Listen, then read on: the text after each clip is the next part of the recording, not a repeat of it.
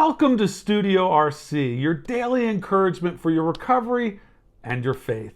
My name is Pastor Max, and I am an alcoholic, and I am a believer. And I'm sober today only by the grace of God and the fellowship and the program contained in the 12-Step Fellowship. So today we're going to talk about a great topic, a topic that probably was one of the things that drew me into recovery initially, and it's the concept of serenity. When I read one of the pamphlets from AA, and on the back it had the Serenity prayer, I was thinking, I want that. I need that. And it was one of those things that drew me in to the program. God, grant me the serenity, the peace to accept the things I can't change, the courage to change the things I can't, and then wisdom to know the difference from the things I can change. And that sounded heavenly, because I had so much going on in my head that serenity sounded like a great thing. So we're going to tackle serenity today. Our scripture for today comes from John 16:33, and it says, "I've told you these things so that in me you may have peace," serenity. In this world, you're going to have troubles, but take heart. I, Jesus, I've overcome the world, so you too can have peace and serenity, because that's what I'm giving you. That's what I'm leaving for you. So hopefully that will be an encouragement. As we go through the literature in serenity serenity and peace are used several times throughout the literature. Combined over 40 times, both of them are smattered through the literature in AA. But in regards to the chapter of how it works, just to the extent that we do as we think God would have us and humbly rely on Him, does He enable us to match calamity with serenity. So the chaos of our lives, we're going to be given this opportunity to match it with serenity. Where humility had formerly stood for a forced feeding on humble pie, like I had to be humiliated, it now begins to mean the nourishing ingredient that gives us serenity. So humility, this thing that I thought meant humiliation, it now, as I practice, as I embrace, as I try to understand what it means to have some little moniker of humility, it helps produce serenity. It tells us in the promises, we will comprehend the word serenity and we will know peace. An ultimate promise. And that's the promise of going through the program. It tells us in regards to step 5, and when humility and serenity are combined, something else of a great moment is apt to occur. So when we have humility and serenity, the possibility for something even bigger to happen, we've set ourselves up, we've positioned ourselves for that exact occurrence. There was a sense of victory followed by such a peace and serenity as I had never known. And this comes from Bill's story in the Big Book. That peace and serenity followed.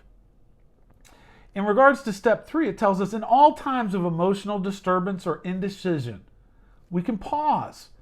We can ask for quiet, and in the stillness simply say, God, grant me the serenity to accept the things I cannot change, the courage to change the things I can, and the wisdom to know the difference. Thy will, not mine, be done. So anytime I'm disturbed, anytime I have indecision, I can go to God and ask for God's serenity and ask for His guidance in that. It tells us in the Big Book in regards to acceptance, when I'm disturbed, it's because I find some person, place, thing, or situation, some fact of my life unacceptable to me. And I can find no serenity until I accept that person, place, thing, or situation as being exactly the way it's supposed to be at that moment. So part of serenity is acceptance. Acceptance of others, acceptance of life, acceptance of how things are playing out. It tells us in step 4, whenever a human being becomes a battleground for the instincts, there can be no peace. When we have a battle going on inside of ourselves, of our instincts, of what we should do, and pride and fear and these things battling, there can be no peace. But then it goes on to tell us that we can be alone at perfect peace and ease. I want to live there. I want to live where I can be alone at perfect peace and ease. The sum of all this mighty effort is less peace and less brotherhood than before. This is in regards to step 3. And so a lot of the things that we're battling, and we put this effort in, and the more effort we put in, the less peace we often get. I was to know happiness, peace, and usefulness in a way of life that is incredibly more wonderful as time passes.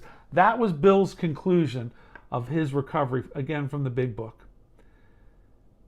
In the face of collapse and despair, in the face of the total failure of their human resources, they found that a new power, peace, happiness, and sense of direction flowed into them.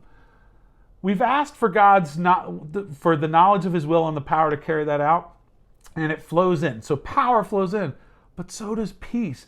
Peace flows in, and that's all through doing the program. To those of us who have known only excitement, depression, or anxiety, in other words, to all of us, those who are, our lives were chaotic, there was excitement, chaos, there was depression, there was anxiety and fear. This newfound peace that comes from being clean, that comes from being sober, is a priceless gift.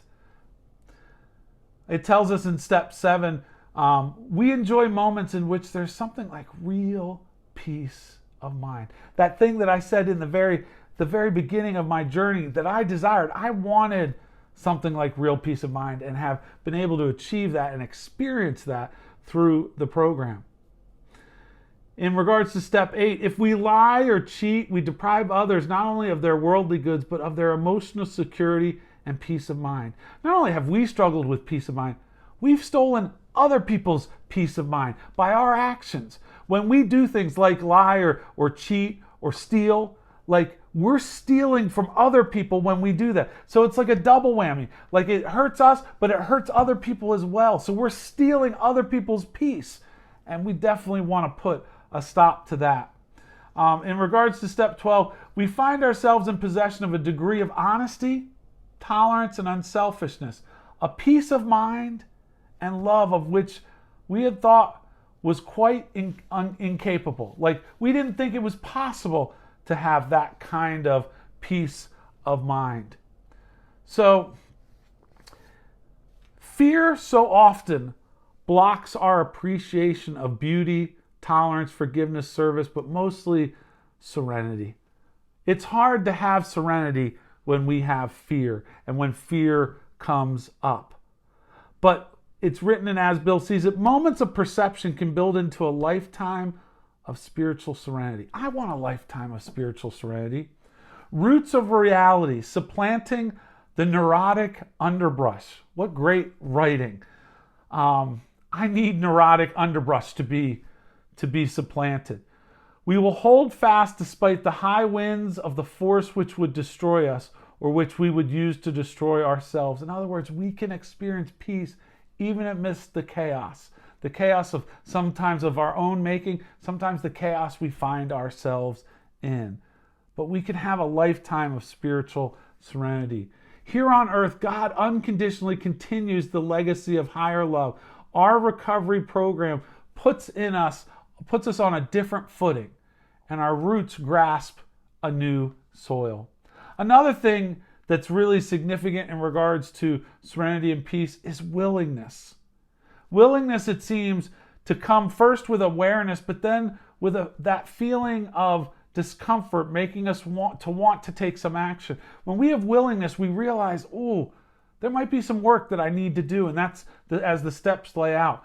Our willingness to make amends to others comes as a desire for forgiveness comes. How often have we been our own worst enemy? We knew that we were going to have to change. We wanted to learn how to live in harmony, not only with ourselves, but with others. so that we could also live in emotional freedom. That willingness to go down that path allowed us to do that. And it tells us in the 12th step, having had a spiritual awakening as the result of these steps. In NA, it says as a result of these steps, but we experienced serenity. As we continue to go to meetings and work the steps and the program, there's something that begins to happen within us. We might have felt confusion because we weren't sure even what it was. What is this thing I'm feeling? This is foreign. And we realized we were experiencing serenity and peace. We had never known that. It was a foreign feeling. It was a good feeling, but where had it come from? We realized it came as the result of these steps. We had a spiritual awakening as a result of these steps. The program may not always be easy to practice, and we know that for sure. But we had to acknowledge that our serenity had come to us after working the steps. The steps help produce serenity. We find that we are awake to God, to others, to ourselves in a new way when we go through the steps. It tells us in the big book that our very lives as ex-problem drinkers, as ex-addicts, depend upon our constant thought of others and how may we help their needs. Thinking of others probably has not come easy to many of us because we're selfish. Even when we try to work the program, we're prone to think, well, how do I feel today? Am I happy? Am I joyous? Am I free? Is this something I want to do? The program tells me that my thoughts must reach out to those around me. My actions must reach out. It is only when I forget my problems and I reach out to contribute something to others that I can begin to attain the serenity and God consciousness I seek. It's in helping others that I start to have peace, that the fears fall away, that humility starts to breathe its way in. It's all through working the program. And again, remember that Jesus has told us, I've told you these things so that you may have peace. Jesus is the Prince of Peace. In this world you will have trouble. Some of it for us, it was our addiction. Some of it was our using. But take heart, I've overcome the world. Jesus said, I've overcome your addiction. I've overcome all these things. I'm going to give you peace. I'm going to help you achieve sobriety. Follow this path and you will achieve peace because I'm going to give it to you. And I'm going to help you to overcome the things in your world. So I love the concept of serenity, and I want to close our time together today with the long form of the Serenity Prayer.